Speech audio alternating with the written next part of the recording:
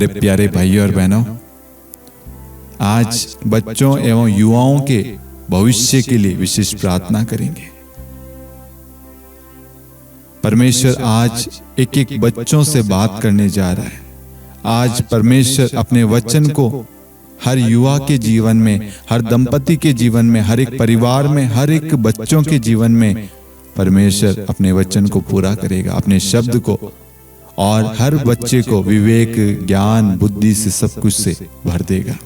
Hallelujah, hallelujah.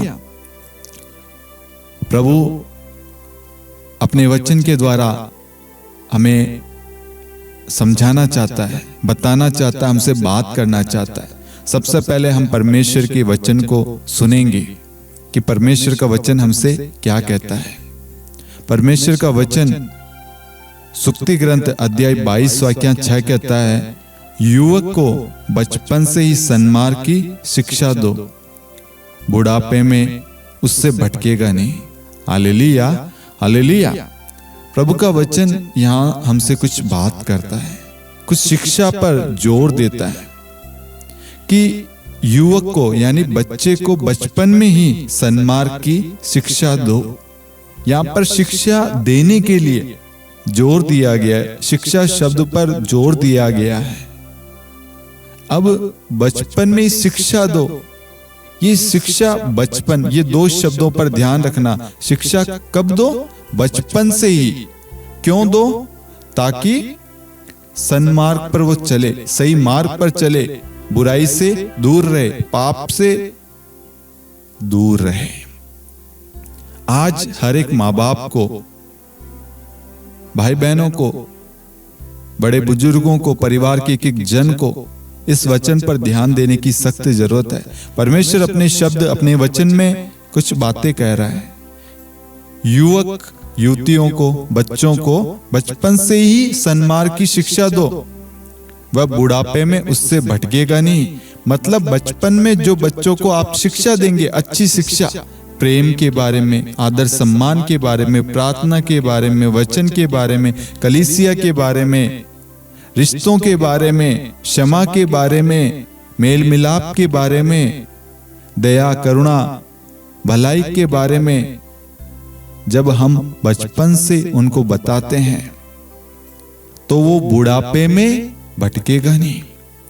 बुढ़ापे में वो सारी शिक्षा, यानी बचपन में जो बच्चा सीखता है परिवार से, जो उसे सिखाया जाता है, जो वो अपनी आंखों से देखता, अपने कानों से सुनता है, उससे वो बड़ा होता है। वही शब्द, वही स्वभाव, वही आचरण उसके जीवन में कार्य करता है। मैं एक परिवार के बारे में आपको बताना चाहता हूं। एक परिवार अच्छा खासा कमाता है, अमीर है, उनके 2 बच्चे हैं। माँ बाप ये सोचते हैं कि हम पढ़े लिखे नहीं हैं, इसलिए हम बच्चों पर ध्यान नहीं दे पा रहे। उनको स्कूल तो भेज रहे हैं, उनके पिताजी जो है वो जॉब करते हैं, काम करते हैं, उनका पर्सनल खुद का बिजनेस है, तो वो सुबह से शाम 2-2, 3-3, 4-4 दिन, हफ्ते भर, महीने भर घर से बाहर रहते हैं। माँ घर पे रहती है। माँ को मालूम नहीं है कि बच्चे स्कूल जा रहे हैं, नहीं जा रहे हैं, मैसेज क्या आ रहा है, होमवर्क कर रहे हैं, ट्यूशन जा रहे हैं, कुछ भी माँ को मालूम नहीं है। माँ इंटरेस्ट नहीं ले रही। बचपन से ही बच्चों को इस तरीके से ढिलाई देते गए, आज 10th में आ गए, 11th में आ गए, 9th में आ गए, 5th में आ गए, वो बच्चे स्कूल जाना पसंद नहीं करते। दूसरी चीज, उनके माँ बाप की आदत है ऊंची ऊंची बातें बोलना। आज मैंने वहां घर खरीद लिया, आज मैंने वहां बंगला ले लिया, आज मैंने ये सोना ले लिया, आज मैं वहां जा रहा हूं। मतलब हाई फाई बातें, लेकिन एक्चुअली में कुछ नहीं। अब बच्चों में भी कहां से ये आदत आई? माँ बाप से। अब बच्चे क्या कर रहे हैं? बच्चे जब भी दूसरों से मिलते हैं, आज हमने घर खरीद लिया 35 का, आज हमने गाड़ी खरीदी 40 की, आज हम वहां जा रहे हैं, हम वहां कर रहे हैं, हम ये कर रहे हैं, हम वो कर रहे हैं। बच्चों के अंदर भी गलत शिक्षा, गलत आचरण आ गया। इसके बाद में ध्यान दीजिए, घर के अंदर पूरी तरीके से गाली गलौज, दादा दादी से, माता पिता से, सब लोग बुरी बुरी गालियां जो हम सुन नहीं सकते, ऐसी गालियां घर के अंदर बोली जाती है। वो गालियों का इफेक्ट उस बच्चों पर, उस परिवार में होने लग गया। उसकी वजह से उनके घर में गाली गलौज नॉर्मल बन गई। माता पिता गुस्से में आकर पड़ोसियों से लड़ बैठते हैं, किसी से भी अग्रेसिव हो जाते हैं, क्रोध कर बैठते हैं। इसकी वजह से बच्चों के अंदर भी पड़ोसियों के प्रति हो, रिश्तेदारों के प्रति हो, मित्रगणों के प्रति हो, किसी के भी प्रति हो, आदर सम्मान खत्म हो गया। अब मुझे एक बात बताइए, अगर वो बच्चा स्कूल नहीं जा रहा, वो बच्चा झूठ बोल रहा है, वो बच्चा गलत संगति में पड़ा है, गलत चीजें कर रहा है, दूसरों की रेस्पेक्ट नहीं कर रहा है, जब दो बड़े बात कर रहे हैं उस बीच में इंटरफेयर करते हैं, तो ये चीज सही है या गलत? मैं आपसे पूछना चाहता हूं। ये पूरी तरीके से गलत है। वो बच्चे माँ बाप से, परिवार से सीख रहे हैं, जो उनके माँ बाप कर रहे हैं उसकी वजह से। उनके माँ बाप को कहते हैं, उनको लेना देना नहीं। माँ बाप खुद 10-10, 11, 12 बजे तक सोते रहते हैं। स्कूल का टाइम 6 से 7 बजे का रहता है। स्कूल नहीं जाए, उनको क्या लेना देना? बच्चों का भविष्य खराब हो रहा है। ऐसे ही आज हजारों, लाखों, करोड़ों बच्चे होंगे जो परिवार में सही शिक्षा ना मिलने की वजह से आज इधर उधर भटक रहे हैं। आज बहुत सारे बच्चे ऐसे हैं मेरे प्रियो, जो माँ बाप के लिए, परिवार के लिए, अच्छी शिक्षा के लिए, सही गाइडेंस के लिए भटक रहे, रो रहे, तड़प रहे हैं। कितने सारे लोग जब मुझसे मिलने आते हैं रिट्रीट के अंदर, उनकी बात अधिकांश यही रहती है, परिवार में शांति नहीं है, परिवार में प्रेम नहीं है, समय नहीं है। बच्चे अंदर अंदर इतने टूटे पड़े हैं। शिक्षा क्या मिल रही है? मम्मी पापा को गाली बक रहे, पापा मम्मी को गाली बक रहे, एक दूसरे की रेस्पेक्ट ही नहीं है। ऑन द स्पॉट रिएक्शन देना, हाथ उठाना, खाने का अनादर करना, मारपीट, लड़ाई झगड़े, अभद्र व्यवहार, अपशब्द, ये सारी चीजें बच्चे सीख रहे हैं। और इन सब की वजह से क्या हो रहा है? बच्चों पे दुष्प्रभाव पड़ रहा है। वो सारी सीन, वो सारा इंसिडेंट जो आप और आपका परिवार जो कर रहा है, वो पति पत्नी की लड़ाई, वो पति पत्नी की वाद विवाद जो भी है, वो सारा सीन उनके माइंड में फीड हो रहा है। और वो फीड होने के कारण उनके माइंड में, जो मस्तिष्क में, जो बुद्धि में वो बैटरी है, वो धीरे धीरे फैल रही है। और इससे वो खुद नेगेटिव होते जा रहे हैं। प्रेम से नफरत हो रही है, परिवार से, रिश्तों से उन्हें ईर्ष्या, नफरत हो रही है, शादी नहीं करना चाहते। आज ऐसे बहुत सारे बच्चे हैं। एक और उदाहरण आपको देना चाहता हूं इस वचन को लेकर, जो हमने पढ़ा कि युवक को बचपन से ही सन्मार्ग की शिक्षा दो, वह बुढ़ापे में उससे भटकेगा नहीं। एक परिवार के बारे में बताना चाहता हूं। एक परिवार में दादी, दादा और उसकी मम्मी और वो बेटी रहती है। वो बच्ची, जो छोटी बच्ची है, वो शुरू से देख रही है कि उसके दादा दादी मारपीट करते, लड़ाई झगड़े करते हैं, गाली गलौज करते हैं, एक दूसरे की इज्जत नहीं करते, एक दूसरे के लिए समय नहीं है। वही सेम चीज उसकी मम्मी पापा से अलग है। मम्मी,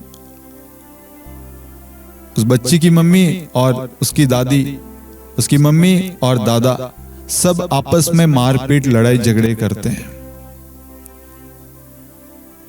ये बच्ची बचपन से देख रही है। अब वो भय, वो डर, वो सारी चीजें उस बच्ची के अंदर आ गई। जो दादी शब्द यूज करती है, वो बच्ची आज यूज कर रही है।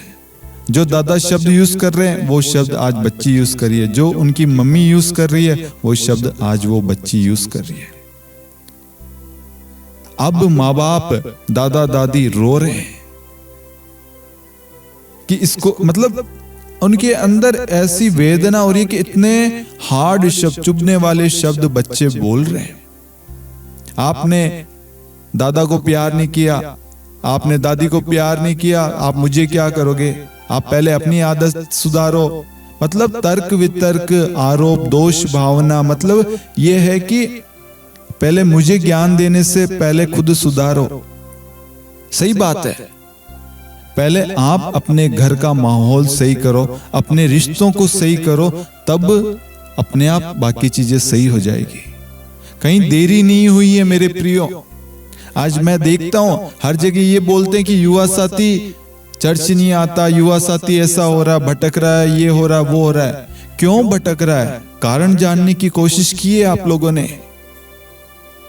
बच्चों पर, युवक युवतियों पर टिप्पणी करना आसान है। वो रोज कितनी सारी चुनौतियों का सामना कर रहे हैं। आप अपने बच्चों की बुराई सबके सामने करते, मेरा बेटा तो ढीठा है, मेरी बेटी तो ढीठी है, घर का काम नहीं करती, पढ़ाई नहीं, ये नहीं, वो हर टाइम नेगेटिव बातें कर करके बच्चों के अंदर वो नेगेटिव बातें ही। ध्यान रखना, मार्कुस 11:24 कहता है, जो कुछ तुम प्रार्थना में मांगते हो विश्वास करो वह तुम्हें मिल गया और दिया जाएगा। आप अपने मुख से जो भी शब्द बोल रहे हैं, क्योंकि परमेश्वर ने आपके मुख में अपने शब्द रखे। ये जो शब्द बोल रहे हैं ना, ये परमेश्वर के, लेकिन शैतान हमारे शब्दों को उलझाता है और हमारे मुख से गंदे, गलत, चुभने वाले, दुख देने वाले, पीड़ा देने वाले, कष्ट देने वाले, रुलाने वाले, चोटिल करने वाले शब्द हमारे मुख से निकाल रहे हैं। ऐसे एक बेटे के बारे में बताना चाहता हूं। एक माँ हमेशा अपनी बेटे की बुराई सबसे करती रहती। आपका बेटा अच्छा, आपकी बेटी अच्छी है, यही ढीठा है, यही गंदा है, यही गंदा है, वो ऐसा है, ये हमेशा रिश्तेदारों से, पड़ोसियों से, सबके सामने उसकी इमेज ऐसी बना दी। आज माँ बच्चे के बीच में दूरियां आ गई। वो खुद कह रहा है, मेरी इज्जत, मेरी रेस्पेक्ट दूसरों के सामने खराब किसने की? आपने। आज तर्क वितर्क परिवारों में ऐसे ढेर सारे हो रहे हैं। अपने बच्चे की बुराई, मैं आपसे कहना चाहता हूं, अपने बच्चे की बुराई किसी के सामने मत करो। आपका बच्चा, आपको नहीं मालूम कि वो हीरा है, वो कीमती है। प्रभु ने उसको रचा एक उद्देश्य, एक मिशन के लिए। वो प्रभु का है, वो प्रभु की संतान है। इसलिए अपने बच्चों को कभी भी ढीठा, नेगेटिव, शैतान है, तू ऐसा, तू बुरा है, कभी भी बच्चों को मत बोलो। अगर बच्चा फेल हो गया, कोई बात नहीं बेटा, फेल दुनिया भी होती है। मैं कहता हूं कि कोई भी पहले राउंड में पास नहीं होता। कुछ हो जाते हैं, कुछ फेल हो जाते हैं, लेकिन मैं कहता हूं हर एक का समय आता है। आप गिरे हो, आप टूटे हो, कमजोर हुए, आप फेल हुए, कोई बात नहीं बेटा, परमेश्वर आपको अवसर देता है। बाइबल में आप उठा के देखना, सबके उदाहरण, कौन अच्छा था। मूसा के बारे में देखो, इब्राहिम के बारे में देखो, योशुआ के बारे में देखो, आप पेत्रुस पौलुस के बारे में देखो, मत्ती के बारे में देखो, आप यिर्मयाह के बारे में देखो, आप किसी के भी बारे में आप देखो, हारून को देख लो, किसी के बारे में बाइबल के एक एक पात्र, इसहाक के बारे में, याकूब के बारे में, किसी के बारे में भी आप उठा के देखें, सबने गलतियां की है।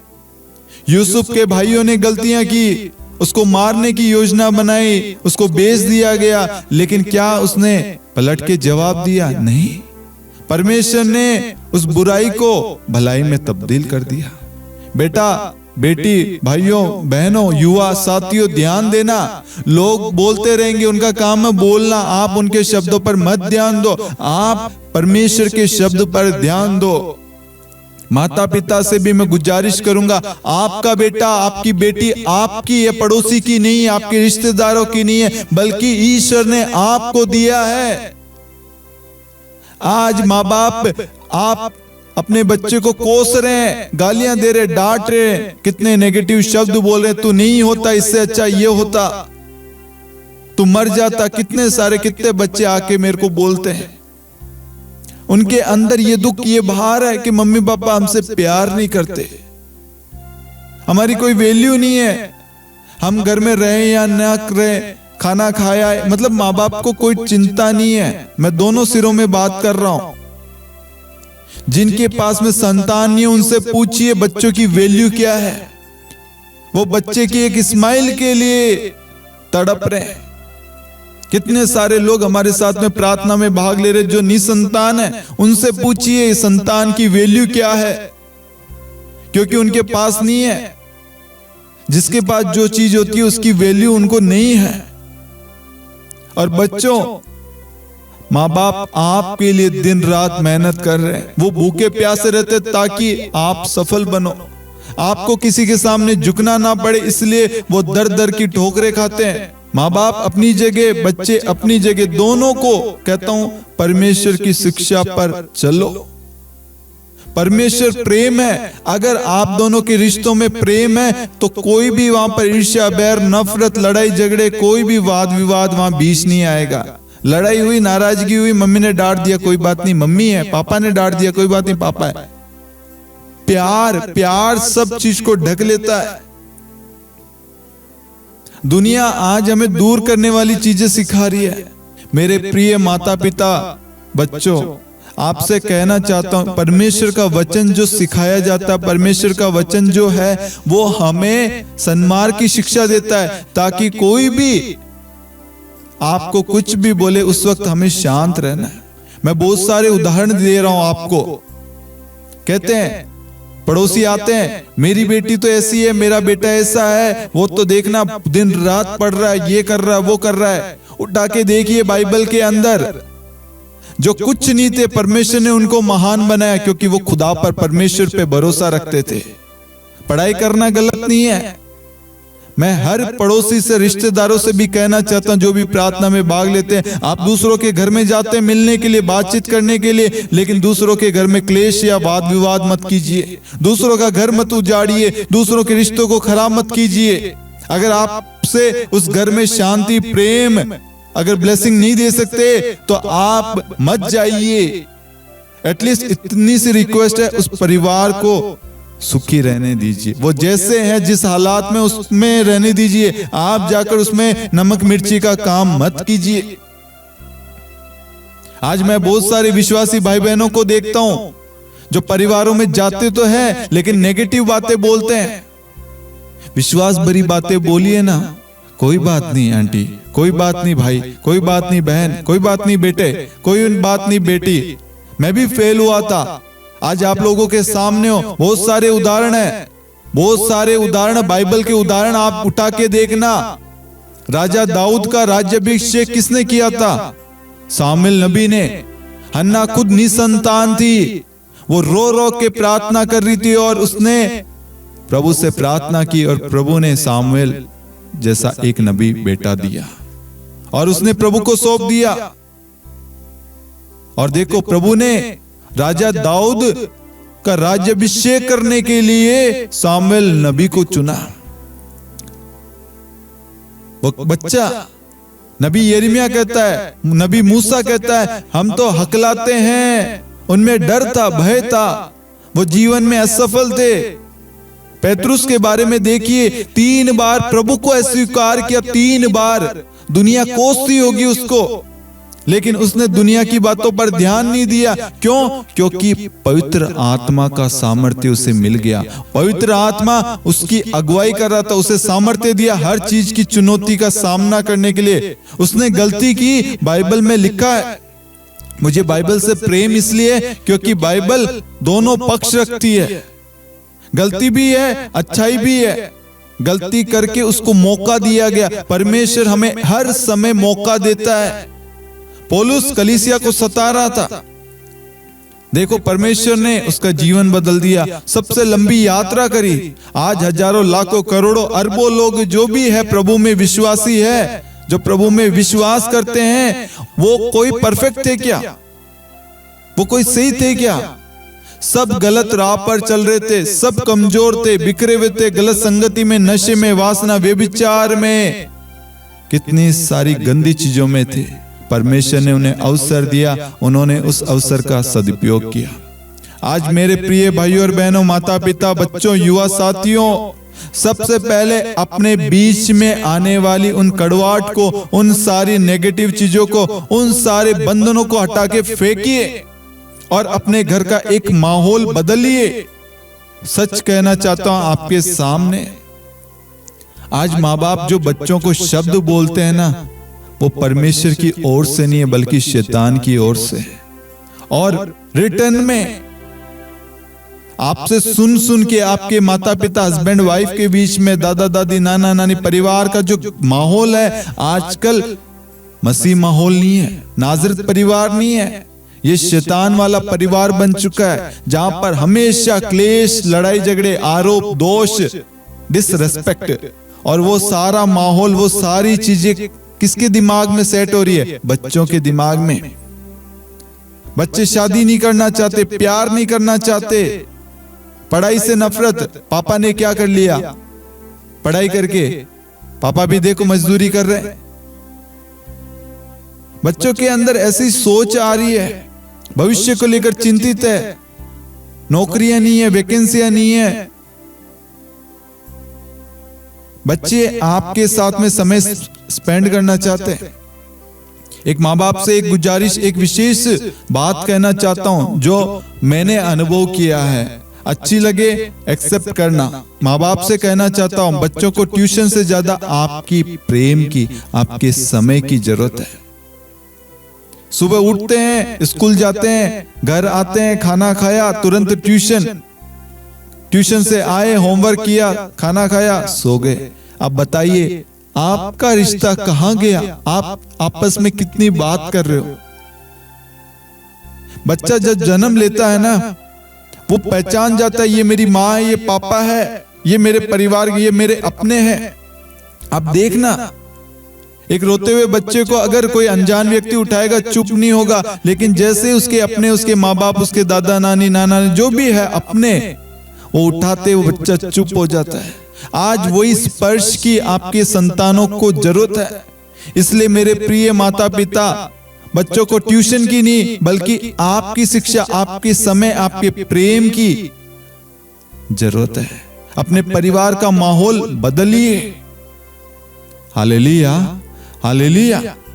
यहां पर वचन हमसे कहता है, युवक को बचपन से ही सन्मार्ग की शिक्षा दो, वह बुढ़ापे में उससे भटकेगा नहीं। बुढ़ापे में यानी यहां पर बुढ़ापे यानी एज वाली बात की गई है, तो ये वाली बात हर माँ बाप पर लागू हो रही है, हर युवक युवतियों पर, हर बच्चे पर, माता पिता पर, सब पर लागू हो रही है। यदि आप एक बच्चे की प्लानिंग कर रहे हैं तो उस बच्चे के लिए आज से परमेश्वर की आशीष, आशीर्वाद, ब्लेसिंग, उसके लिए जो अच्छी चीजें हैं परमेश्वर की ओर से वचन बोलिए। परमेश्वर, इस बच्चे के लिए हम प्लानिंग कर रहे हैं। अगर थोड़ा मैं कपल्स वाली चीज, दंपतियों के बीच में थोड़ी सी बातें ऐड और करना चाहता हूं, इसमें परिवार के बारे में मनन चिंतन कर रहे हैं। अगर आप सेक्स कर रहे हैं, प्लानिंग कर रहे हैं एक संतान की, उससे पहले परमेश्वर की उपस्थिति मांगे, क्योंकि अब आप दोनों एक है, अलग नहीं है। ईश्वर की ब्लेसिंग मांगिए, परमेश्वर हमें आशीष देना ताकि हम एक संतान को जन्म दे सके। ईश्वर ने आपको आशीष दिए, ब्लेसिंग दिए, फलो फूलो, और उस संतान के लिए प्रार्थना करो। संतान की प्लानिंग जब से आप कर रहे हैं, जब भी आप प्लानिंग कर रहे हैं, उस समय से हमेशा अच्छे शब्द बोलना स्टार्ट करो।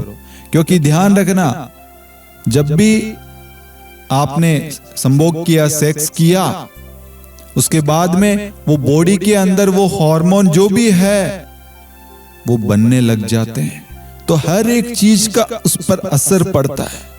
परिवार का वातावरण चेंज कीजिए, रिश्तों के अंदर मिठास लाइए, फिर देखना आप बच्चा गलत राह पर जाएगा क्या, गलत शिक्षाएं धारण करेगा क्या। आप अगर घर का माहौल अच्छा रखेंगे, बचपन से ही उसके लिए प्रार्थना, वचन आप बोलेंगे ना, वो बच्चा कभी नहीं भटकेगा। हन्ना जो बांस थी, उसकी जो सौतन थी, वो हमेशा उसको टॉर्चर करती थी, और अन्ना की इच्छा थी कि मेरी भी संतान हो, लेकिन अपने बच्चों को, जो उसकी सौतन थी, उसके पास आने नहीं देती थी बच्चों को। तो अन्ना अंदर ही अंदर टूटती, रोती, वो कहां किसके सामने आंसू बहाती, परमेश्वर के भवन जाती और वहां पर वो फूट फूट के रोती, वेदना से ग्रसित थी, वो पीड़ित थी। और वो कहती है, एक संतान के लिए वो प्रार्थना करती है, और वो एक संतान जो उसे मिला उस संतान को ईश्वर को समर्पित कर देती है। ये हर कोई नहीं कर पाता। ये विश्वास, ये समर्पण हर कोई नहीं कर पाता। जिसके अंदर वचन है वो समर्पण को समझ सकता है। वो संतान के लिए भूखी प्यासी थी, तड़प रही थी, रो रही थी, उसकी आत्मा टूट रही थी, उसका जो मन हृदय सब कुछ चकनाचूर हो रहा था। लेकिन जब परमेश्वर ने उसकी प्रार्थना को सुना, उसे एक बच्चा दिया सामवेल, तुरंत वो गई, उसे प्रभु के हाथों में समर्पित कर दिया और प्रभु ने उसके द्वारा महान कार्य किया। परमेश्वर आपके संतान के द्वारा अनेक लोगों का उद्धार करना चाहता है, अनेक लोगों का जीवन बदलना चाहता है, अनेक लोगों को उन्नति तरक्की प्रदान करना चाहता है। जैसे सामुएल नबी के द्वारा राज्याभिषेक किया गया, उसी प्रकार आपके बच्चों के द्वारा, आपके संतान के द्वारा बहुत सारे बच्चों को आज टीचर के रूप में पढ़ा लिखा कर बच्चों को अच्छी पोजीशन पे ले जा रहे हैं, अच्छे से शिक्षा दे रहे हैं। हर तरीके की, हर फील्ड में। हो सकता है आपने कोई कोचिंग सेंटर खोल लिया, हो सकता है आपका कोई बिजनेस हो, कुछ भी हो सकता है। दूसरों के लिए रोजगार का एक जरिया बन सकते हो, मंत्री हो सकते हो, नेता पीएम हो सकते हो, राष्ट्रपति, सीएम, मंत्री, कुछ भी हो सकते हो। परमेश्वर ने आपके लिए एक ताज निर्धारित कर, एक योजना, एक प्लानिंग निर्धारित कर रखी है। ये योजना तब पूरी होगी जब हम परमेश्वर की शिक्षा यानी परमेश्वर के वचन पर चलेंगे। सिर्फ बच्चों को कहना नहीं है, सिर्फ युवाओं को बोलना नहीं है, बल्कि माँ बाप को भी उस पर कार्य करना है। संत अगस्तीन के बारे में आपने सुना होगा। संत अगस्तीन के बारे में हम देखते हैं कि संत अगस्तीन भोग विलास में, गंदी संगतियों में पड़े हुए थे। संत मोनिका, उनकी मां, दिन रात आंसू बहा बहा कर प्रार्थना कर रही थी। आज हजारों लाखों करोड़ों युवा साथी बच्चे बिगड़े हुए हैं।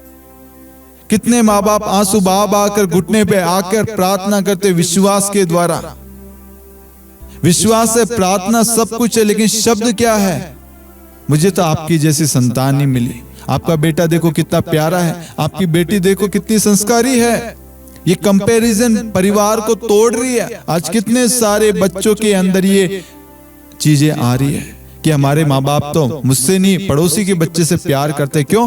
क्योंकि हर वक्त यही चीजें हो रही है। तू नालायक है, तू लायक नहीं है, तू ढीठ है, तू ऐसा है, तू वो है, तेरे से अच्छा तो वो है, तेरे से अच्छा ये है। उनको देखो, उनकी बेटी को देखो, उसके इतने नंबर आए, उसके ये आए। मेरे प्रियो, नंबर मैटर नहीं करता।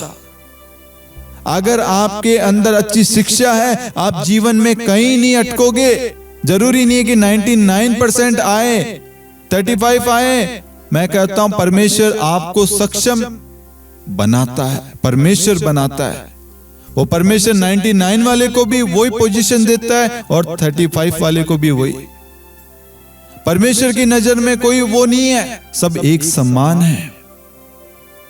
जब प्रभु के पास में 10 कोड़ी आए तो 10 के 10 चंगे हुए, लेकिन रिटर्न में लौटा एक ही धन्यवाद देने के लिए, लेकिन सारे के सारे चंगे हुए थे। ऐसे बहुत सारे उदाहरण हैं। परमेश्वर किसी के साथ में भेदभाव नहीं करता, सबसे प्यार करता है। इसलिए सबसे पहले हमें सुक्ति ग्रंथ अध्याय 22 वाक्यांश 6 को हर माँ बाप को, हर परिवार के एक जन को, हर एक युवक युवतियों को, बच्चों को अपने अंदर लागू करना है। माँ बाप का अनादर करना, ध्यान रखना, ईश्वर का अनादर है। माँ बाप को रुलाओगे, भविष्य में आप रोओगे। माँ बाप को आप प्यार दोगे, सम्मान दोगे, उनकी सेवा करोगे, वो आपके बुढ़ापे में आने वाली पीढ़ी को ब्लेसिंग देगी। मैं बहुत सारे परिवारों को देख रहा हूं, देखता हूं, और बहुत सारे प्रचारक कहते हैं माँ बाप की ब्लेसिंग परिवार की नींव मजबूत रखती है, परिवार को जोड़े रखती है। लेकिन आज उदाहरण सही नहीं है। आज माँ बाप का बिहेवियर, उनके शब्द, उनके कर्म वैसे नहीं है जैसा परमेश्वर चाहता है। सबसे पहले सुक्ति 22:6 को हमें स्वीकार करना है, अपने घर में परमेश्वर की शिक्षा को लागू करना है, और उसके बाद में परमेश्वर आपको और आपके घराने को सही दिशा, सही मार्ग दिखाएगा, आपके परिवार को जोड़ेगा। Hallelujah, hallelujah. प्रभु का वचन आगे हमसे कहता है, यशायाह का ग्रंथ अध्याय 54 वाक्यांश 13 में, तेरी प्रजा प्रभु से शिक्षा ग्रहण करेगी और सुख शांति की सीमा नहीं रहेगी। ध्यान रखना है यहाँ पर कुछ बातों पर। तेरी प्रजा यानी प्रभु की जो प्रजा है, प्रभु के जो लोग हैं, वो शिक्षा कहां से पाएगी? प्रभु से। और जो शिक्षा प्रभु देगा, जो प्रभु का वचन है, जिस परिवार में प्रार्थना होती है, जो परिवार अपने बच्चों को प्रभु के बारे में, वचन के बारे में, प्रार्थना के बारे में, प्रेम शांति के बारे में, मेल मिलाप के बारे में, आदर सम्मान के बारे में बताती है, शिक्षा देती है, उसकी सुख शांति की सीमा नहीं है। आज बहुत सारे परिवारों में सुख शांति नहीं है क्योंकि वहां पर प्रभु की शिक्षा नहीं है। किसकी शिक्षा है? शैतान की। स्पष्ट रूप से वचन कहता है, प्रभु की शिक्षा ग्रहण करने वाले प्रजा को, तेरी प्रजा जो प्रभु की शिक्षा ग्रहण करेगी, उसकी सुख शांति की सीमा नहीं है। यहां पर ब्लेसिंग की सीमा नहीं है, अनगिनत ब्लेसिंग मिलती रहेगी सदा सर्वदा। अगर आप हर पल प्रार्थना करते हैं, सुबह उठते वक्त धन्यवाद देते हैं, दिन में हो शाम को धन्यवाद देते हो, परिवार एक साथ मिलकर धन्यवाद देते हैं, रेगुलर चर्च जाते हैं, प्रार्थनाओं में भाग लेते हैं, आप व्यक्तिगत प्रार्थना करते हैं, पारिवारिक प्रार्थना करते हैं, रोज प्रभु के साथ में आप अच्छा समय स्पेंड करते हैं, प्रभु के साथ में अच्छा बातचीत करते हैं, आपको सुख शांति प्राप्त है। Hallelujah, hallelujah. ये परमेश्वर का वादा है। परमेश्वर अपने वचन में वादा करता है, सुख शांति की सीमा नहीं है। जो भी बच्चा, जो भी युवक युवती, जो भी परिवार के माता पिता है, अगर आपके परिवार में प्रार्थना है, अगर आपके परिवार में परमेश्वर की शिक्षा है, तो आपके घर में सुख शांति है। अगर आपके घर में प्रार्थना नहीं है, तो आपके घर में क्या रहेगा? अंधविश्वास, लड़ाई झगड़े, ईर्ष्या, बैर, कटुता आ जाएगी, आपके अंदर जेलसी आ जाएगी, ईर्ष्या आ जाएगी, जलन आ जाएगी, ये सारी चीजें आएगी, अंधविश्वास आएगा, नफरत, क्रोध, अहंकार, घमंड, ये सारी चीजें आ जाएगी और हमारे खुशहाल परिवार को, खुशहाल जीवन को, प्यारे रिश्ते को, प्यारे बच्चों को, माता पिता सबके बीच में तहस नहस कर देगी, दरार ला देगी। परमेश्वर अपने वचन में हमसे कहता है, परमेश्वर का जो वचन है वो हमें सुख शांति देता है, ब्लेसिंग देता है, आशीष देता है।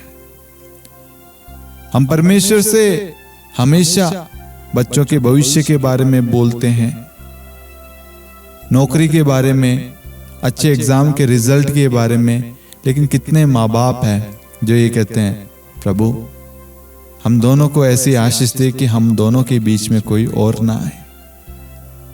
मेरा बेटा, मेरी बेटी जैसी भी है, चाहे वो कमजोर है, चाहे वो फेल हो गई हो, चाहे असफल हो गई हो, कुछ भी हो गई हो, वो मेरी है। ध्यान रखना मेरे प्रियो, प्रभु के पास कलवरी क्रूस पर 2 डाकू थे, उसके अंदर एक हमेशा नेगेटिव शब्द बोल रहा था, लेकिन दूसरा विश्वास भरी बात बोल रहा था। वो जान चुका है कि ये व्यक्ति सच्चा ईश्वर है। वो शिक्षा उसने ग्रहण करी, वो विश्वास उसने धारण किया, वो उसी वक्त प्रभु के साथ में स्वर्ग में चला गया। उसने कभी बाइबल नहीं पढ़ा, प्रार्थना नहीं करी, लेकिन शिक्षा मैटर करती है। उसने कहीं से सुना होगा। रोमियो 10:17 कहता है, सुनने से विश्वास उत्पन्न होता है, जो सुनाया जाता है वह ईश्वर का पवित्र वचन है। ईश्वर का पवित्र वचन। आज आपके बच्चे जो सुन रहे हैं वही विश्वास कर बैठे।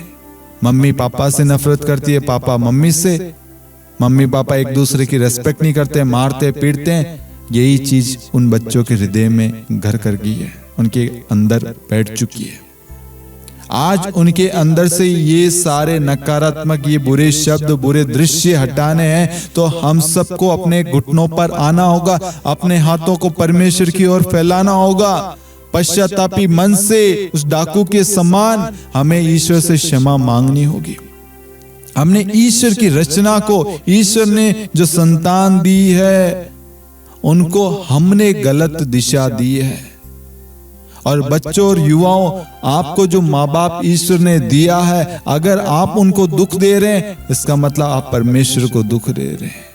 आज आप सबके पास में अवसर है, उन सब के लिए माफी मांगे, पश्चातापी मन से उनसे क्षमा मांगे। क्षमा परिवार को जोड़ती है, क्षमा आपके जीवन में सुख शांति लाती है, क्षमा आपके परिवार में प्रेम बनाए रखती है। Hallelujah, hallelujah. आप चाहे कितनी भी पढ़ाई लिखाई कर लो, लेकिन आपके अंदर सही शिक्षा नहीं है, रेस्पेक्ट नहीं है, प्रेम नहीं है, तो वो शिक्षा किसी काम की नहीं है। आज शिक्षा से ज्यादा संस्कार की सख्त जरूरत है। हर माँ बाप को बड़े ध्यान से सुनने की जरूरत है। हर बच्चों को, हर परिवार को संस्कार की सख्त जरूरत है। शिक्षा, परमेश्वर की शिक्षा। परमेश्वर ने जो परिवार के बारे में बताया, परिवार क्या है? प्रेम है, यूनिटी, एक अंग है। हम सब परमेश्वर की रचना है। ध्यान रखना, एक पेड़ लगा हुआ है, उसके इर्द गिर्द जो भी है उसकी डालियां निकल रखी है। उसकी एक भी डाली को काटोगे, इसका मतलब उस पेड़ को काटना है। अगर आप अपने परिवार में किसी एक को तंज कस रहे, आरोप लगा रहे हैं, तो वो पूरे परिवार का ही नाम होता है, परिवार पर ही असर होता है। बल्कि उस डाली को बचाने की कोशिश करो। जब बचाओगे, समय आने पर वो उचित फल देगा। जब हम पेड़ लगाते हैं, बीज बोते हैं, हम विश्वास क्या करते हैं, ये बड़ा होगा, उसके बाद में इसमें फल आएंगे और हम फल खाएंगे। आने वाली पीढ़ियां फल खाएगी और हमें स्मरण करेगी। ये शिक्षा, अच्छी शिक्षा दो। मेरे दादा दादी ने मुझे बचपन में प्यार किया और आज मैं बच्चों को प्यार कर। कितने सारे उदाहरण हैं। आज कितने सारे परिवार में ऐसा सीन होता है कि बच्चे दादा दादी की गोद में उनके सामने बैठे हैं, दादा दादी उनके सिर में हाथ फेर रहे, मम्मी पापा हाथ फेर रहे, उनके सिर में गा रहे, उनके साथ में हंसी मजाक कर रहे, पुराने उनके किस्से सुना रहे, उनका स्ट्रगल, उनका अनुभव। परिवार के लोग आजकल ये नहीं बांट रहे।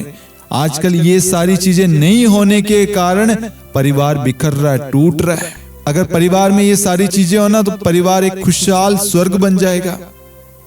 कुछ बातें आपके सामने रखना चाहता हूं। दादा दादी, नाना नानी, जो भी बड़े बुजुर्ग बच्चों के सामने रखे ना, कि जब मैं ऑफिस से आता, ऑफिस जाता, तेरी दादी सुबह उठती, मेरी देखभाल करती, मेरे लिए खाना नाश्ता सब कुछ तैयार करती, सारी वो मेरे लिए हमेशा और हमेशा वो मेरा साथ देती मेरे दुख सुख में। कितने सारे किस्से, अनुभव है। मैं लेट हो जाता, तब तक वो भूखी रहती। मैं बीमार पड़ जाता, वो मेरी सेवा करती। कितने सारे, ये किस्से नहीं है, ये जीवन है, ये प्यार है। हम दोनों कभी भी अलग नहीं रहे। तेरी दादी मुझे गिफ्ट देती, मैं उसे आदान प्रदान, प्रेम, और हमारे बीच में कभी तेरी मेरी नहीं। हम हमेशा खुश रहते, साथ में भोजन ग्रहण करते। और ये सारी चीजें अगर आप परिवार में बांटेंगे ना, बहुत सारे किस्से, ये तो नॉर्मली बात बोल रहा हूं, आपके पास में ढेर सारे अनुभव है। मेरे पास गाड़ी बंगले नहीं थे, लेकिन मैं तेरी दादी को, नानी को, नाना मामी को साइकिल के पीछे बिठा के ले जाता था, घुमाता था। इच्छाएं बहुत सारी है, बहुत सारे आपके पास में स्टोरी है, आपका खुद का अनुभव है, व्यक्तिगत पर्सनल एक्सपीरियंस है, आपकी खुद की जीवनी है। आज आपके परिवार को इन सब की जरूरत है, वो प्यार की जरूरत है। तेरी दादी मेरे बिना एक पल भी नहीं रह पाती थी, तुम्हारे दादा, ये बहुत सारी चीजें हैं। परिवार में सख्त जरूरत है। बच्चों के साथ में थोड़ा टाइम स्पेंड कीजिए, बच्चों को भलाई के बारे में, क्षमा के बारे में बताइए। एक बार ऐसा सीन हुआ था, एक बार ऐसी घटना हुई थी, एक बार पड़ोस में ऐसा हो गया था। एक बार ऐसा भाई मिला, उसका सब कुछ खो गया, लुट गया। उस वक्त तेरी दादी ने, उसके पास भोजन था, जो भी पैसा था उससे उसकी मदद करी। ये सारी चीजें अच्छी शिक्षा परिवार में आशीष लाती है। बच्चों को इन शिक्षाओं की जरूरत है।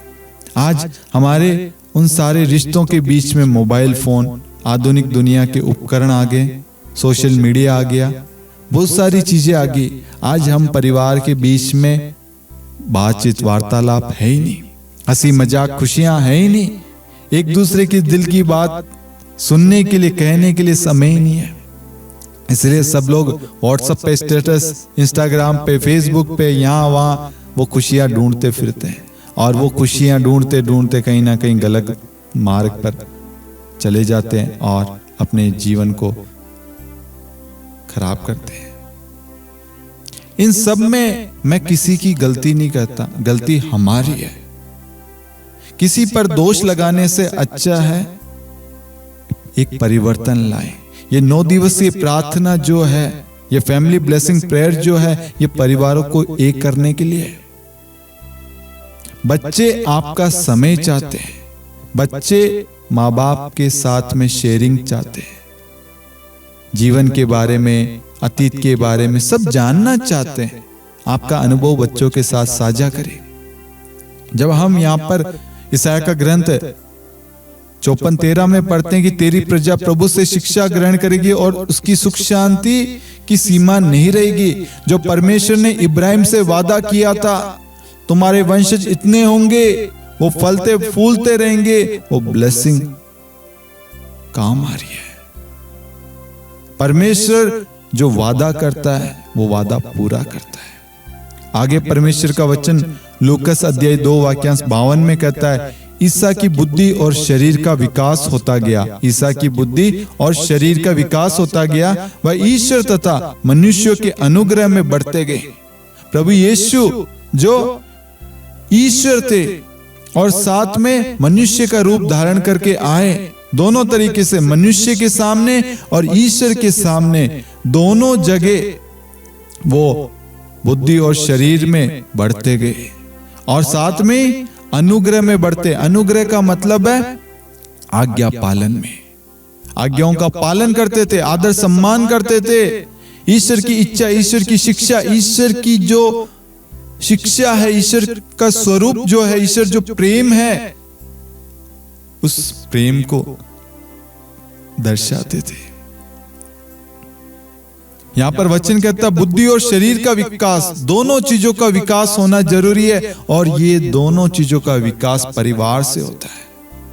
परिवार में परमेश्वर की शिक्षा से शुरू होता है, प्रेम से होता है, दया से होता है, समय देने से होता है, प्रार्थना करने से, वचन बोलने से, वचन घोषणा करने से, स्तुति महिमा आराधना करने से, प्रार्थनाओं में भाग लेने से होता है। परमेश्वर खुद यहां पर वचन में लिखा है कि वह ईश्वर तथा मनुष्यों के अनुग्रह में बढ़ते गए। माता पिता के भी अधीन रहे और ईश्वर के अधीन रहे, दोनों के अधीनता में वो बढ़ते गए। एक अच्छा उदाहरण हमारे सामने पेश किया। केवल यहां पर शारीरिक विकास की बात नहीं हो रही है, बुद्धि में भी बढ़े, आत्मिक जीवन में भी बढ़े और लोगों के साथ अच्छे संबंध में वो बढ़े, परमेश्वर की कृपा में बढ़े। आज हम सबको अपने संतानों के लिए ईश्वर से आशीष मांगनी है कि वो परमेश्वर के अनुग्रह में बढ़े, परमेश्वर और माता पिता के अनुग्रह में। माता पिता की ब्लेसिंग बच्चों की नींव है। आज से पहले आपने बच्चों को श्राप दिया हो, गलत गलत शब्द बोले होंगे, उन सारे शब्दों को यीशु मसीह के नाम से कैंसिल कीजिए। आप उन शब्दों को हटा नहीं सकते, लेकिन परमेश्वर का वचन जाएगा और उन सारे शब्दों को, उन सारे दृश्यों को, उन गलत जो भी सीन है, उन सबको हटाएगा और आप सबके बीच में पुनः सुलह कराएगा, एक पवित्र रिश्ता बनाएगा, एक आदर सम्मान होगा, प्रेम होगा, सब कुछ होगा। परमेश्वर का वचन यिर्मयाह अध्याय 29 वाक्यांश 11 से लेकर 14 में परमेश्वर ने आपके लिए एक योजना बना रखी है, एक प्लानिंग कर रखी है, हित के लिए, अहित के लिए नहीं। दुनिया ने आपकी अहित की प्लानिंग करी है। दुनिया का मतलब है ये जो शैतान हमें दिखा रहा है ना, जो परिवार से अलग करने की कोशिश कर रहा है, वो सिर्फ हमें गलत राह की ओर, बुराई की ओर, पाप की ओर ले जाना चाहता है। हमारे परिवार को बर्बाद, तबाह करना चाहता है, बिखेरना चाहता है, दरार उत्पन्न करना चाहता है, वो हमें रुलाना चाहता है। लेकिन परमेश्वर का वचन हमें सदा सर्वदा आनंद प्रदान करता है। इसलिए जितने भी युवक साथी है जो ये सोचते हैं हमें कुछ समझ में नहीं आ रहा कि हम क्या करें, किस ओर बढ़े, क्या मुझे ये करना चाहिए, क्या नहीं करना चाहिए, ये मेरे लिए सुयोग्य जीवन साथी है या नहीं, मुझे प्यार करना चाहिए या नहीं करना चाहिए, हर एक चीज आप परमेश्वर से पूछ के कीजिए। सुक्ति 16:1 और 3। मनुष्य योजनाएं बनाता है किंतु सफलता प्रभु के हाथों में। अपनी सारी योजनाएं प्रभु को अर्पित करो और तुम्हारी योजनाएं सफल होगी। कभी कभी हमारी प्लानिंग और ईश्वर की प्लानिंग दोनों भिन्न होती है, इसलिए उसका रिजल्ट नहीं मिलता। लेकिन जब हमारी सोच, ईश्वर की सोच, ईश्वर की इच्छा, हमारी इच्छा दोनों मिल जाती है, दोनों एक हो जाती है, तब वहां पर चमत्कार उत्पन्न होता है, आशीष वहां बरसती है। इसलिए युवा साथियों से कहना चाहता हूं, आपको हर जगह से रिजेक्शन मिला होगा, लोगों ने कहा होगा तू कुछ नहीं कर पाएगा। आपको जहां पे भी आप इंटरव्यू के लिए, जॉब के लिए, या आप कोई भी काम के लिए, आप व्यवसाय करने के लिए हो, किसी भी क्षेत्र में हो, कॉलेज में हो, एग्जाम में हो, प्रैक्टिकल हो, थ्योरी हो, फिजिकल हो, कोई भी एग्जाम में हो, किसी भी क्षेत्र में हो, कहीं पे भी जीवन के किसी भी क्षण में हो, लोगों ने आपको हमेशा नो कहा होगा, परमेश्वर आपको यस कहता है। इसलिए वचन कहता है जो मनुष्यों के लिए असंभव है वह ईश्वर के लिए संभव है, क्योंकि ईश्वर के लिए कुछ भी असंभव नहीं है। ईश्वर के लिए कुछ भी असंभव नहीं है। परमेश्वर आपको मूसा नबी बनाना चाहता है, परमेश्वर आपको राजा दाऊद बनाना चाहता है, परमेश्वर आपको इब्राहिम बनाना चाहता है, परमेश्वर आपको सारा बनाना चाहता है, हन्ना बनाना चाहता है, रिबेका बनाना चाहता है, रूत बनाना चाहता है। परमेश्वर आपको मरियम मगदलेना, मार्था, मरियम बनाना चाहता है।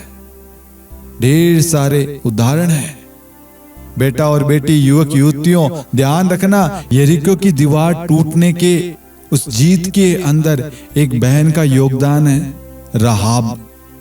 मालूम है, वो वेश्या थी, वो गलत चीजों के अंदर फंसी हुई थी, लेकिन देखो परमेश्वर ने कैसे उसके द्वारा वहां पर कार्य किया, उसका भी जीवन बदला। हम सबके लिए एक बहुत बड़ा उदाहरण है कि अगर परमेश्वर ने उस बहन को माफ किया, उसको क्षमा किया, उसके द्वारा वहां पर कार्य किया, तो परमेश्वर मेरे द्वारा, मेरे परिवार के द्वारा कार्य क्यों नहीं करेगा। परमेश्वर की ओर हमें लौटना है।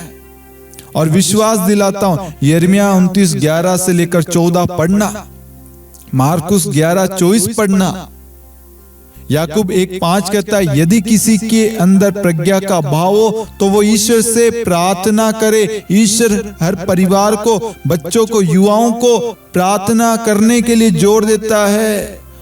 जो व्यक्ति प्रार्थना करता है, परमेश्वर उन्हें खुशी से खुले हाथ सबों को देता है। ब्लेसिंग, मार्गदर्शन, प्रेम, शांति, कृपा, गिफ्ट्स, सब कुछ परमेश्वर देता है। परमेश्वर तो हमेशा अपनी बाहें खोलकर खड़ा है। उड़ाव पुत्र के बारे में हम देखते हैं, वो गलत रास्ते पे था, लेकिन देखो उसके पिता ने उसे माफ किया, एक्सेप्ट किया, और उनके घर में माहौल बदल गया, परिवार एक हो गया। आज से पहले हम भी भटके हुए होंगे, खोए हुए होंगे, लेकिन परमेश्वर आज हम सबको एक करना चाहता है। हमें दूसरों पर दोष नहीं, आरोप नहीं, बल्कि उन्हें प्यार करना है, उन्हें परमेश्वर की शिक्षा प्रदान करनी है। उनको हमेशा मोटिवेट कीजिए, बेटा कोई बात नहीं, तू 5th में फेल हो गया, 8th में हो गया, 10th में हो गया, 12th में हो गया, कॉलेज में हो गया, कोई बात नहीं बेटा, ये नौकरी नहीं तो दूसरी नौकरी होगी, तेरा परमेश्वर तेरे लिए प्रबंध करेगा, उसका वादा है। ये जीवन, ये युद्ध तेरा नहीं है बल्कि परमेश्वर का है। ध्यान रखना, फिलिस्तीनियों की बहुत बड़ी सेना खड़ी थी और सामने गोलियत था जैसा राक्षस। अब जो साउल की सेना थी वो डर रही थी। उस वक्त एक बच्चा आया, उस बच्चे का नाम है राजा दाऊद। उस वक्त वो राजा भी नहीं बना, और दाऊद का विश्वास देखिए, वो कहता है ये युद्ध मेरा नहीं, मेरे परमेश्वर का, परमेश्वर युद्ध करेगा। बेटा और बेटी, युवक युवतियों, बच्चों, परिवार के लोगों, ये युद्ध आपका नहीं है, परमेश्वर का है। आपका काम है परिवार में शांति बनाए रखना, प्रेम बनाए रखना, परिवार को समय देना। आप ये करेंगे ना, प्रभु आपके लिए सब कुछ प्रबंध करेगा। प्रभु आपके लिए मेज पर भोजन का प्रबंध करेगा। मेरा प्याला लबालब भर देगा। प्रभु मेरे सिर पर तेल का विलेपन करेगा। बहुत सारी आशीषें आपके द्वार पर खड़ी, आपके परिवार के लिए प्रभु ने तैयार करके आपके बच्चे को अधिकारी, याजक, नेता, IPS, IAS, कलेक्टर, जज, सब कुछ परमेश्वर ने, डॉक्टर हो, नर्स हो, टीचर हो या सिस्टर हो, फादर हो, परमेश्वर ने बहुत सारी प्लानिंग कर रखी है और वो प्लानिंग समय आने पर पूरी होगी। इसलिए युवक युवतियों, माता पिता, बच्चों, आप सभी से कहना चाहता हूं, परमेश्वर की ओर लौटो और परिवार में समय दो। आप जो मोबाइल में दिन रात लगे रहते हैं, उससे आप अपने माँ बाप से, अपने खुशियों से दूर हो रहे हो। और ध्यान रखना, आज कहाँ है आपका खेलना कूदना? मोबाइल में हो गया। पहले हम दोस्तों के साथ में खेलते थे, 1 घंटे मिलते थे, हंसी मजाक करते थे, कितनी सारी चीजें सीखते। आजकल खेलना, आजकल बच्चों में जेलसी, ईर्ष्या इतनी आ गई। पहले एक एक दोस्तों के लिए कितना कुछ कर जाते थे, मिसाल थी दोस्ती। आज हमारी दोस्ती को क्या हो गया? हमें एक अच्छा उदाहरण बनकर दिखाना है, एक अच्छा युवा बनकर दिखाना है, एक अच्छी युवती बनकर दिखाना है, एक अच्छा परिवार बनकर दिखाना है। परमेश्वर की इच्छा ये है कि परमेश्वर आपके द्वारा, आपके परिवार के द्वारा अपनी महिमा प्रकट करना चाहता है, दुनिया में बताना चाहता है ये एक मसीह परिवार है, ये नाजरत परिवार है, ये प्रार्थना करने वाला परिवार है, ये प्रेम करने वाला परिवार है, क्षमा करने वाला परिवार है। आपके द्वारा परमेश्वर दुनिया में एक उदाहरण प्रकट करना चाहता है। क्या आप तैयार हैं? यदि आप तैयार है तो ईश्वर भी तैयार है। और बच्चों और युवाओं, ध्यान रखना, परमेश्वर आपके साथ है, आपको कोई भी नहीं रोक पाएगा। ध्यान रखना, परमेश्वर आपके साथ है। निर्गमन 14:14, फिलिपियो 4:13, फिलिपियो 4:19, इन तीनों वचन के द्वारा मैं आपके भविष्य के लिए घोषणा करता हूं। आपका भविष्य ऑलरेडी पूरा हो चुका है।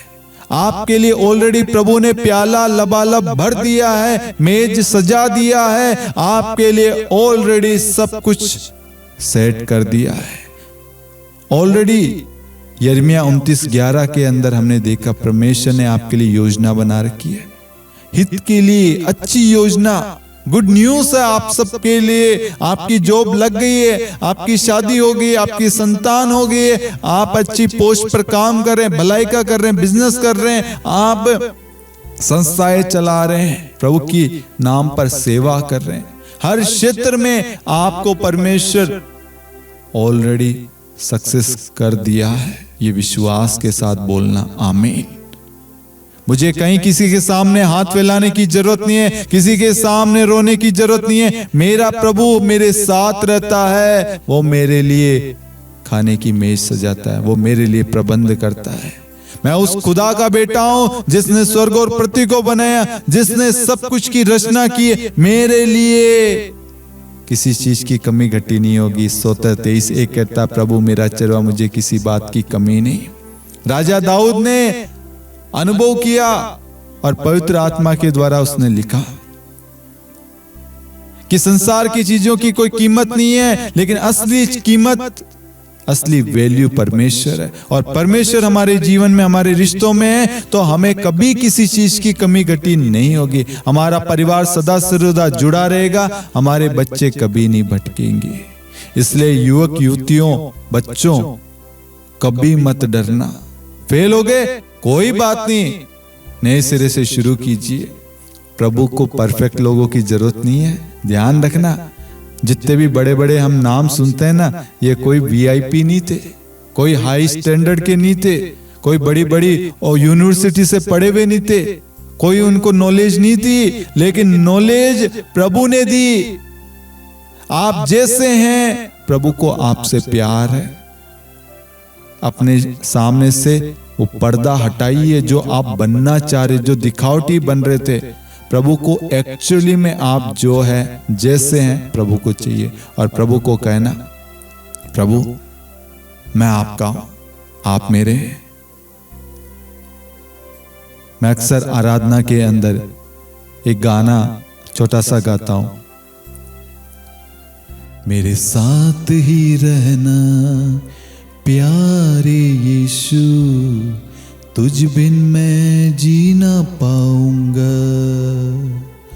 मेरे साथ ही चलना प्यारे यीशु, तुझ बिन मैं चल ना पाऊंगा। मेरे साथ ही रहना प्यारे यीशु, तुझ बिन मैं देख ना पाऊंगा। मेरे साथ ही रहना प्यारे यीशु, तुझ बिन मैं बोल ना पाऊंगा।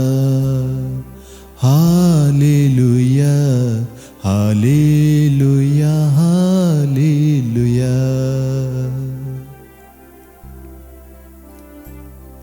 Hallelujah hallelujah.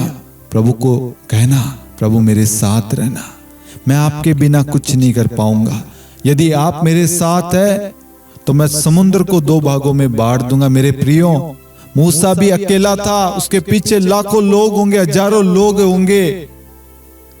अगर वो समुद्र दो भागों में नहीं बढ़ता, हो सकता वो लोग मूसा को मार डालते, लेकिन उस एक व्यक्ति के द्वारा, उस एक विश्वासी के द्वारा, एक के द्वारा प्रभु ने उस समुद्र को दो भागों में बांट दिया। आज आपके द्वारा, आपके परिवार के द्वारा हजारों लाखों करोड़ों के सामने एक अच्छा उदाहरण पेश करना चाहता है। बाइबल में लिखे गए एक एक वचन आज आपके द्वारा प्रभु पूरा करना चाहता है। प्रभु की योजना में साथ दीजिए। अपने परिवार को एक पवित्र, एक विश्वासी, एक नाज़रेत परिवार बनाने के लिए तैयारी कीजिए। परमेश्वर आज पहला यूहन्ना 1:7 के द्वारा, आपके द्वारा, आपके परिवार के द्वारा, आपके माता पिता, आपके बच्चों के द्वारा किए गए एक एक पापों को यीशु अपने पवित्र लहू से धोकर शुद्ध करे। उन बच्चों ने जो भी नेगेटिव शब्द सुने, नेगेटिव जो भी लड़ाई झगड़े के दृश्य देखे, नेगेटिव चीजें जो भी उन्होंने की है, परिवार के माता पिता कोई भी हो, हर परिवार के एक एक जन को प्रभु आप अपने पवित्र लहू से धोकर शुद्ध करें। उनके तन मन आत्मा शरीर को, उनके हृदय को, उनके आंखों को, होठों को, कानों को, उनके हथेलियों को, पंच इंद्रियों को प्रभु, उनके घावों को, सब कुछ को प्रभु शुद्ध एवं पवित्र कर दीजिए और अपने पवित्र लहू की सामर्थ्य से उन्हें शक्ति बल प्रदान कीजिए। ध्यान रखना, जिन्होंने अपनी चौखट पर मेमने का लहू पोता, यीशु का लहू पोता, वो घर सुरक्षित रहा। आज मैं आपके पूरे घराने पे, पूरे परिवार पे, आपके रिश्तों पर, सब कुछ पर, आपके संतान, आपके बच्चों पर, हर एक युवक युवतियों पर, इस प्रार्थना में भाग लेने वाले सबों पर यीशु के लहू की मोहर लगाता हूँ। आपका परिवार यीशु के लहू से कवर है। कोई भी बाहरी चीज आपके घर में प्रवेश नहीं कर पाएगी। आपके बेडरूम में, आपके किचन में, आपके डाइनिंग हॉल में, आपके घर के हर एक क्षेत्र में, आपके जॉब वाली जगह, आपके व्हीकल्स पर, आपके इलेक्ट्रॉनिक उपकरण पर, आपके सारे क्षेत्र, इर्द गिर्द, ऊपर नीचे, दाएं बाएं, उत्तर पश्चिम दक्षिण, सारी जगह, पूरा हर क्षेत्र में यीशु आपके पवित्र लहू की मोहर लगाता हूं। आपका लहू इनकी सुरक्षा है, आपका लहू इनका कवच है। आमीन।